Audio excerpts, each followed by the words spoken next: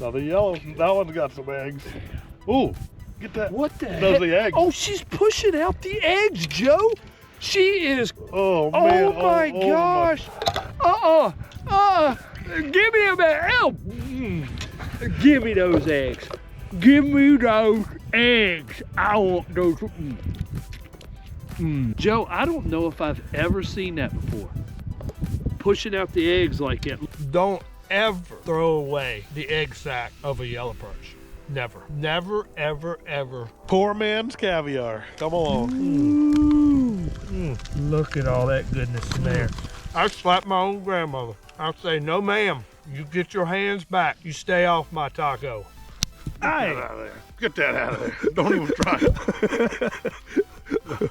What is up, guys? Joe Holland here. I have a special guest for you and a special show to shoot today.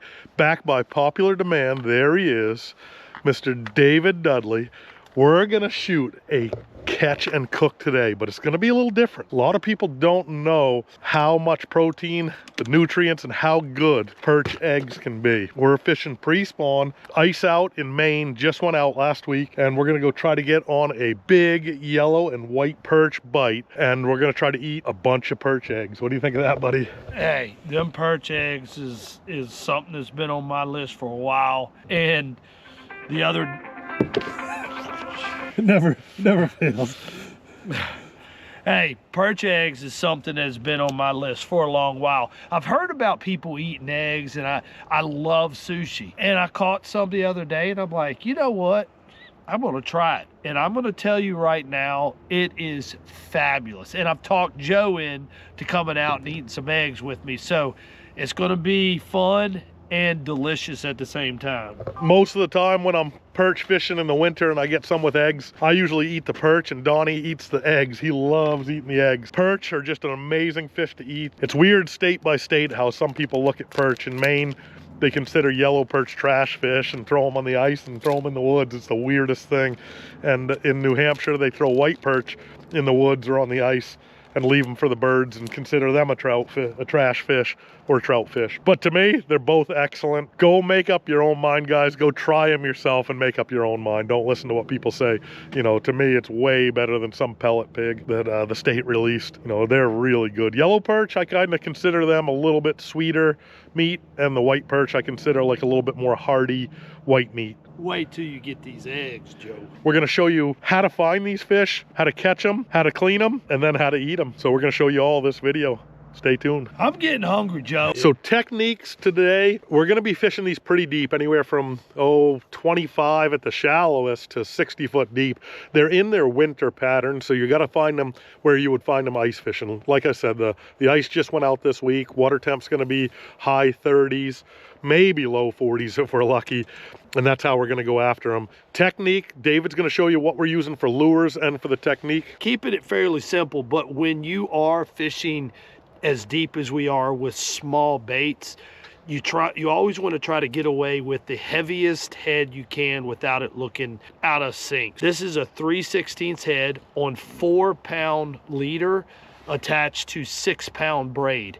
The reason for that, it's not about the fish seeing the line or hearing the line. Two factors with line. The size of line that I choose is all dictated on the depth and the way I want my lure to fall. So if I want my lure to fall slow, I'm gonna beef my line up. Today, we're gonna use a heavy 3/16 head attached with any kind of minnow shaken lure. This is like a Bobby Garland or a Z-Man plastic. Something that tail, see, I'm not even hardly moving, and that tail just keeps going. Yeah, fish. That's the cool thing, is if they tail bite, yeah, you're not gonna lose the tail. Nope. And it does give a lot of great action in it. So in the winter, when the fish are just coming out off the ice, just something very subtle, they can't stand it. The second technique and rig that we're going to be using is when they get very aggressive and we don't have to get that finessey with them, I'll switch to a drop shot, actually a drop shot, so where you have your weight at the bottom and your lure at the top.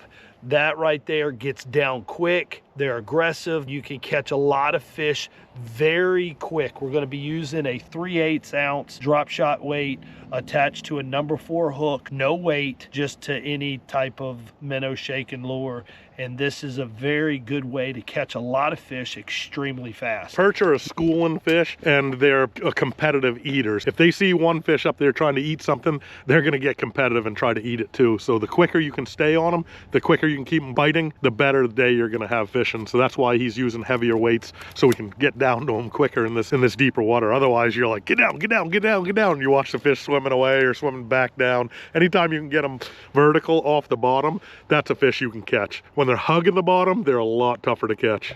As far as rigging, one of the best things you can do, the number one key is making sure you're going to rig it up straight. It needs to be very straight. So what you can do is go to the base of your head and take your lure and actually mark it with your hand. So see how the lure is there? I know my hook needs to come out about right there. So now I have the exit area. So I'm going to come straight into the lure. It's extremely, extremely, extremely important to rig it straight.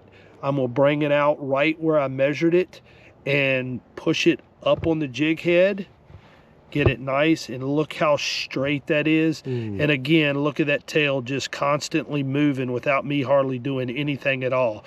You can use curly tail grubs, paddle tail grubs. When the water gets a little bit warmer, I will go to that style of plastic. When it's in a cold type of season, I'm going to always use a straight tail and just having that action. But straight is the key. So we're out here on a lake that we both know really well for bass, but we don't perch fish this lake, and we don't ice fish this lake either. It's just how it's worked out. So we're going to use 2 things. Well, we'll use 3 things to try to find these fish. The first one is our lake knowledge that we both have. So we know that the lake has a shallow end, it has some deep pockets, some basins, it has a couple different streams coming in, and it has some rocky shorelines too. Right away, we're gonna key in on those basins because these fish are still in their winter mode. They're still in their ice fishing mode. So deeper water, basins. The next 2 things we're gonna use is our mapping that David has in the boat, and then we're going to use our electronics, whether it be sonar or forward-facing sonar. David's got a really good idea where these fish should be right now, so we're actually going to go to where he's thinking right away, and hopefully we find them pretty soon for you guys, and because we're both getting hungry, to be honest with you. Let's get something to eat. Yes, I'm getting hungry. David calls me and says, hey, you want to go get something to eat? I don't say like what restaurant you want to meet me at. I say what lake we going to. God's grocery store. You've heard me say it a million times. We going to God's grocery store out there on that lake, going to get our groceries.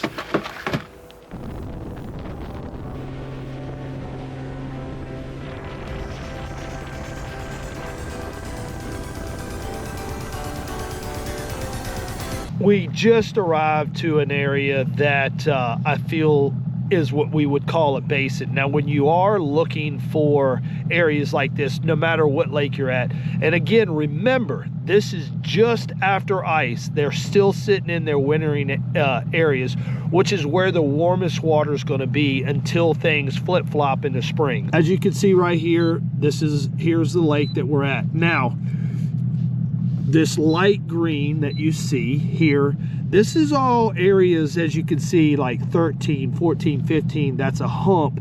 This is grass where they would probably come in the spring, and it's all basically 20 foot deep. Now, if I scroll out and move, we start to become into deeper water. But the reason I chose this area is you can see a basin. So if I zoom in a little bit closer here, this is a 30-foot basin right here, and this is where all the fish that would be in the shallow, see this light green, they're all going to migrate towards the center of this basin. And I can guarantee you, if we were here with ice on this lake, it would have been absolutely loaded with fish as it is now. So pretty cool to learn, pretty easy to find. So if you have your lake that you're at just after ice out, go look for the basins, and we're going to see if we can't make that dream come true. Holy crap, was that a school? And there they are. Holy crap. You can see them laying right here on the bottom. I mean, So each one of those blurbs is a fish, is what you're telling us. yes, each one is a fish. So you found them. You found them. They're right in that basin. Golly, David. Hopefully they're active. Even if they're not, we're going to catch them today. Golly. Look at all those fish. Oh my gosh. Well, there's my jig. Well, there it is. Oh yeah, there's your jig falling into them. All right, David's hooked up just like that. I can't even get down there quick enough. All right, we got a whitey topside. I just got jacked, folks. I'm hooked up. That feels like a whitey. You're hooked up. We're doubled up. It's on. Oh yeah, nice white perch. Almost a humpback. Look at that beauty right there, I got guys. a white perch and I got me a small Oh, you got a smallie. We're not eating that one. Yeah. Nice whitey right there, guys. All right, another whitey, guys. A lot of smallmouth today, guys, outside the perimeter of these perch. And just like you'd find them in the winter too, in the basins on the edges. Like yours emerged out of nowhere, just like super cool. Nice. We are on the whites right now, buddy. Oh, he just flew up on you.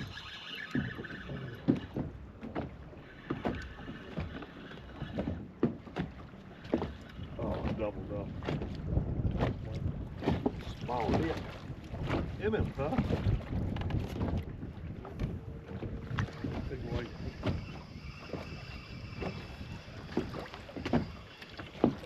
Smallie. Smallies are on fire. Perimeter fish today. What is that? What the heck is that thing? We're gonna have some fish identification at home for that. What do you guys think that thing is? Wow. Jeez. I think we caught white bass, but that little tiny school that I was in, the cloud, I missed like 2 or 3 in a row, and then it drifted. White. Small one? Couple nice perch. Couple more whiteys. Couple more eaters. Groceries. Like, that's not a giant. It's a good one. But, man, they just turn their shoulders into it and just dig. Doubled up. We got them fired up now, guys. Nice. Big white. Nice white perch.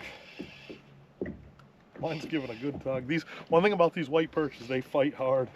They use their shoulders as good as any fish. Yeah, that one's pretty meaty right there.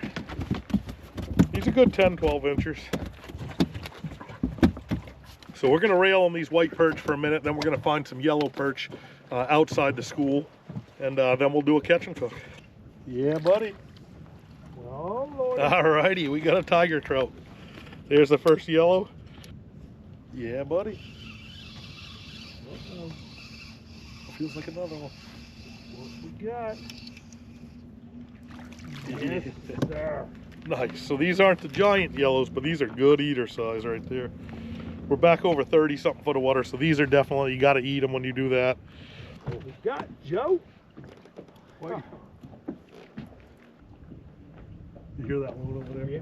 Oh, yeah. Look at this eagle. See this eagle? That eagle flying? Yeah.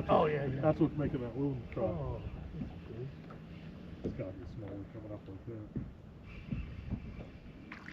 Largie. Yeah, baby. First largie. Sweet. Look at that, guys. Wayne Ladd would probably take that home and eat it, but we're going to let that guy go. here we go. Got some fish eggs right there, baby.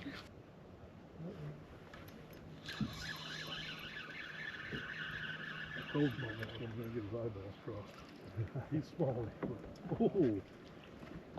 Got a crappie. What a species we're on right now. Keeper smallie. Ring perch. Oh! Oh. Nope. You had to say it. I did. I had to say it. Oh, that's funny. That is pretty funny. Oh, there we go. There we go. There we go. We got a 7 striper there for you, baby. That one's got some eggs in it.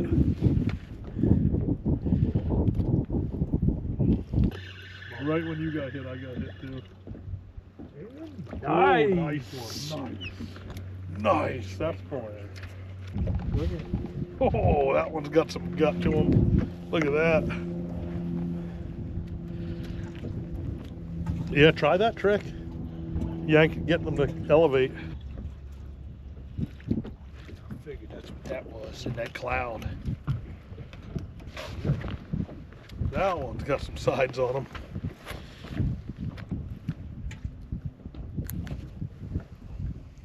Beauty of a white perch right there, guys. And this is the species. Nice. Yes. That's what we're after. Look buddy. at that belly. Yeah. Look at that belly full of eggs, baby. Can't wait. Cannot wait. Oh yeah. There's a sack of eggs, baby. Sack of eggs. Oh, yeah. All right, I'll video. Sack of eggs, baby. There we go. That's gonna be a sack of eggs. Sack of eggs, baby. Look at these eagles coming. Woo-hoo. Sack of eggs, baby. Look at these two eagles fighting next to you. They want that yellow perch from you. Yes, They ain't getting it, are they? Nope. Oh yeah. Could it be another sack of eggs, Nice. baby? You want to come out? Wow. Golly. That's a staver right there. Now we're into some big ones. Wicked. I've been busy UHF radios for all of us. 3 foot off the bottom and top. And the whole bottom just came up. Oh gosh. Yeah, look, they're nice yellows. They're all over me. Yeah. I usually feel them hit my weight a couple times before they change their mind and go up to the bait. Oh, we're doubled up. Doubled up. Look You at this got one. a female, Look at that one. and I got a male. Well, I attract females. I ain't gonna say anything about you. Guys, look at those yellows. Does that not look incredible? Now the yellows, that one's got some eggs. Ooh, get that. What the Those heck? the eggs. Oh, she's pushing out the eggs, Joe. She is. Oh man. Oh my gosh. Give me a minute. Help. Give me those eggs. Give me those eggs. I want those. That is what you call sushi style. Joe, I don't know if I've ever seen that before. Pushing out the eggs like that. Look at them on the camera. Oh my goodness. That is too That was funny. wild. Look at the eggs, guys, and this is what we're after. Look at this. Wow. Save them things. Good Joe! Joe! Joe! We got a we got a Samoa eggs. Look at here, Joe. Nice. Look at here. Eggs coming in everywhere. Oh my god. This is not. We're back in the whites or the bass. There's no way this is a yellow. Come on, is this a yellow? Coming up. Yeah. Smallie, ain't it? Nice smallie. Nice smallie, guys. Nice fish there. Okay guys, we caught the fish, we got the perch. Really cool catching these perch because they're right where he thought they'd be. We literally drove to the spot in the basin. By his previous map study, he dropped a pin that said yellow perch, thinking we're gonna get the yellow perch there in the basin. They were about 50 yards from his pin, so he's not quite as accurate as I thought he'd be. No, but right away we started smoking the white perch really well. And the white perch, they're clumped up more, they're clustered more, and there's more of them. And then on the fringes of those were smallmouth bass. And then on the away fringes of those were the yellow perch in schools of anywhere from like 5 to 10, where the white perch might have been schools of like 20 to 200. So you could really tell once you catch enough of these on the electronics what you're looking at before you even set the hook. You pretty much got like a 90% guess on what it's going to be. You could usually tell right away by how they fight what it's going to be as well, because those white perch, they use that that plate, their gill plate, and just turn their shoulders, and it's just like whoosh, whoosh, whoosh, whoosh. They probably fight the hardest out of these 3 fish. And the smallies will give you an initial tug. They start to come up thinking about jumping, and then they think about going back down.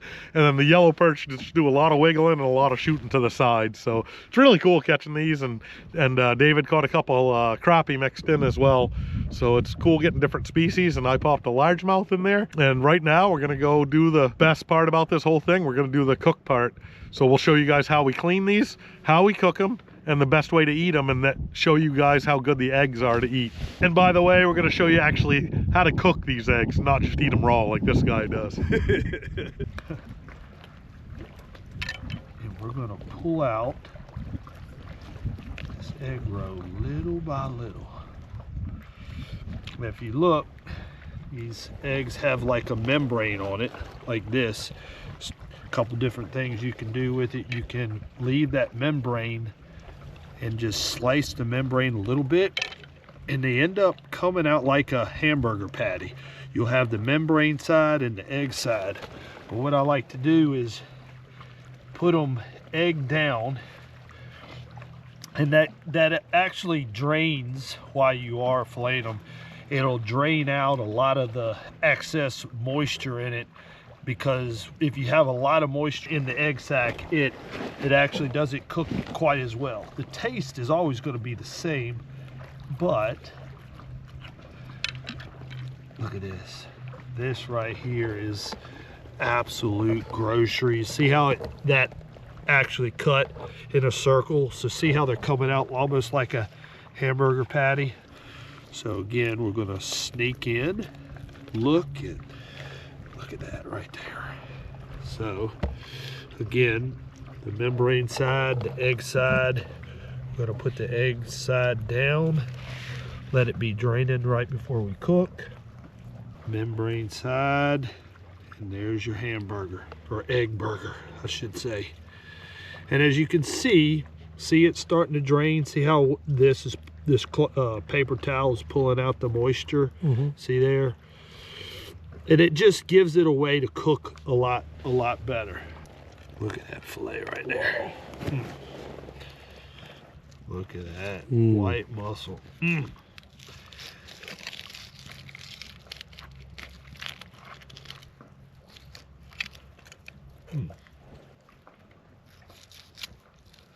Doing good with that giant knife.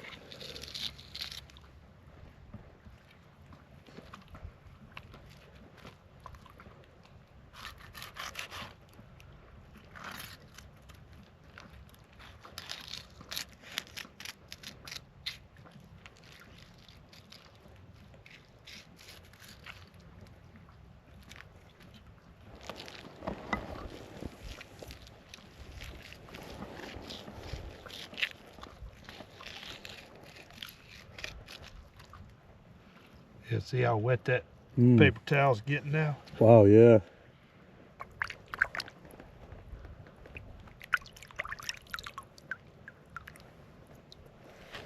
And anytime you do a fire, it's all about the prep work. You get all the prep work done ahead of time, the fire usually burns pretty darn nice. You always start small with a fire. Start with your smallest stuff and work your way up to the big stuff. A lot of people go wrong when they start with their big stuff. But the smaller you start it, the bigger it can get. Actually snowed last night, so we're trying to find the driest, smallest stuff we could find. And this stuff ought to go up pretty quick, as you could hear.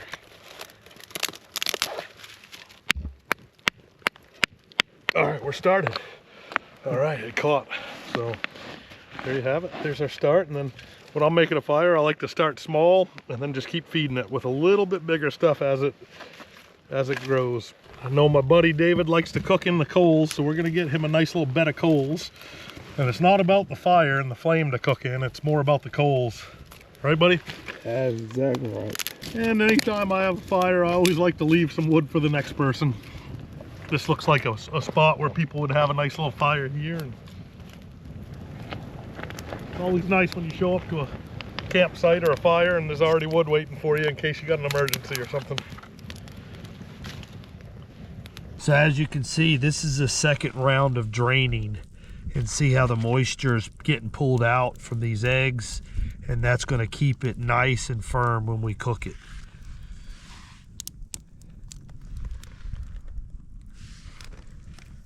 So one thing I love to do is create a outdoors oven. So typically I'll take aluminum foil, double it up like this, put your meat in there, and of course get some extremely good butter, not cheap butter, but Kerrygold butter is my favorite. And then you're going to take your knife, aka your hands, and add the flavoring in it, and depending on how much fish you have in there is how much butter you use, but that's about what I like to use, you know, if you can figure that out. And then of course you got to have the Dudley sauce. This truly is 30 years of knowledge of fish seasoning, and it is a mixture. I do blend my own. I'm not kidding. I do blend my own. When are you going to tell my viewers what's in it? You know what? If the viewers comment enough on this video, talking about this video, I will. If they ask for it in the comments? If they ask for it in the comments. All right. I Sounds will like I release think you got them once before on this. So basically, it's simple, man. This mussel is so good by itself. You don't want to overdo anything, so just pretty much put it in there, and you're gonna create a oven. You want a little space in there, so create a little oven, and you're not going to put it directly in the coals. You kind of got to put it in the side. You got to strategize where you lay it. So you're just going to take, we got the wind blowing this way, which ain't bad, so we'll just kind of put it to the side, let it start marinating. Now for the best part of all is the eggs, guys. The eggs is, gosh, it's so good. I wish I would have tried eggs a long time ago. Now this pan is probably smoking hot, and you know what we forgot, Joe? The spatula. Oh, that's right. We'll have to go down to Spatula City, pick up another one. No, you know what we could do, Joe? Nice. We got a spatula. Yep, Here we sure go. do. Careful on that. Yes, That's a sharp. the way you keep them. So I'm sure this is nice and hot now. So I'm going to actually take that off, because cast iron will cook on its own. So yeah, Whoa. as you can see, it's browning up. So we want to let this cool off just a little bit. Another thing I like to do for the tacos is I do like to crisp up my shells just a little bit. So one thing I'm gonna do while that's cooling off, we're gonna crisp these up a little bit. You can hear the butter in here. You can hear the butter in here starting to melt. Our oven's going. We're gonna get it not directly in the heat, but get it off to the side a little bit. Now this thing is cast iron. This has been off that pan for a while now, off the fire. So we're gonna lather this up with some good old butter, and we're gonna simply add our eggs. And I like to cook it membrane down first, and the reason is because it's gonna start to harden. It's gonna start to harden and draw together.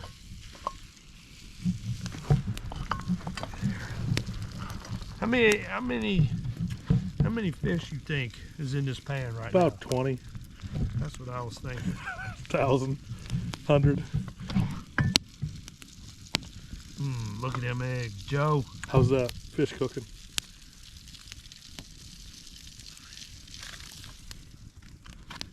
Take us a little peek in the oven like you do. We're gonna seal that oven back up a little bit. She's cooking, but she ain't. She still needs to turn the temperature up.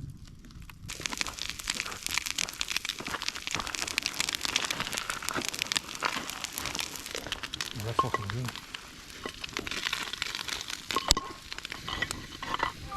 We didn't need no spatula, Joe. We didn't need no spatula. Golly, that's looking good, crisping up. Uh-huh. Let's take a peek, Joe. Let's take a peek. Ooh. Look at all that goodness in there.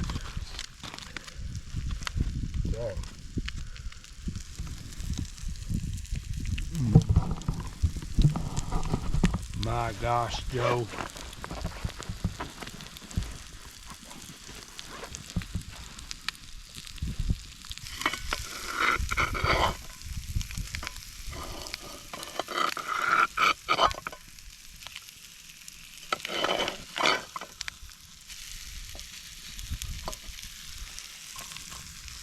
Whenever you're making fish tacos, cabbage is always excellent. One thing about cabbage is it gives it a crunch.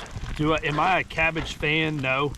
But anytime you add crunch to something, so basically, you know, take a good clean fillet knife like this and just cut into your cabbage. We're gonna prep this up and put a little bit of cabbage in on it.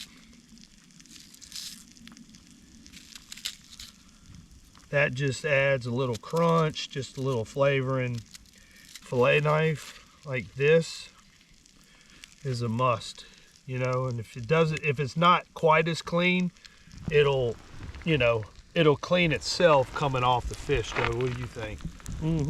Yeah. Man, listen to them eggs crisping up. I am gonna spill the beans. When it comes to fish tacos or anything seafood, this is a killer. Remoulade sauce. But what I like to do is I actually take soy sauce. Once I use a little bit of it, I'll take soy sauce and put in there and then shake it up. And this is like absolutely fabulous to go on a taco or anything seafood. So along with my secret spices, you add a little bit of this onto your fish taco. Now you can add, naturally you could add avocado, salsa. I know you people are probably going to be thinking, but we're just kind of keeping it simple with high protein. We're just going to add a lot of protein. This one seems a little bit thin on cabbage right here. Now we're going to take the fish. Look at that juicy stuff in there. Now simply, you know, use clean hands. Make sure you wash your hands before you get into this fish. We try to keep things very clean when we're in the outdoors, don't we, Joe? I mean, this is very important to keep things very clean. And this juice, Joe. My gosh.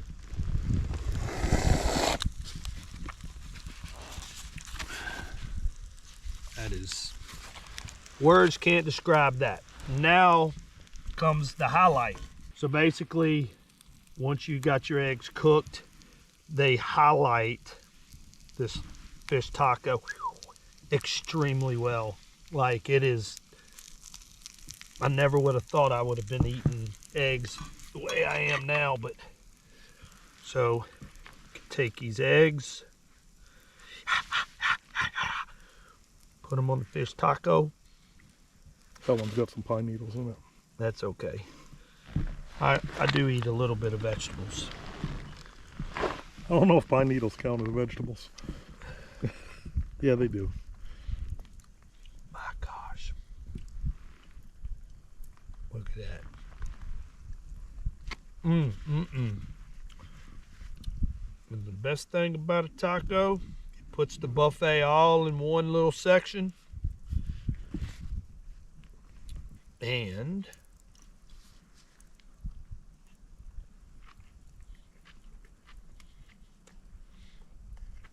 Joe, if my grandmother was to reach over here and try to get this taco, you know what I'd do? I'd slap her. I slap my own grandmother. I'll say, no ma'am, you get your hands back. You stay off my taco. Don't try to reach over here, Joe. I'll do it to you too. Don't ever throw away the egg sac of a yellow perch. Never. Never, ever, ever. My boy is going to try to eat it all in one bite. Wow. Isn't that egg roe phenomenal? Mm-hmm. If you were in a restaurant, they would charge a lot of money for that. Mm. That's incredible. Hey. Get that out of there. Don't even try it.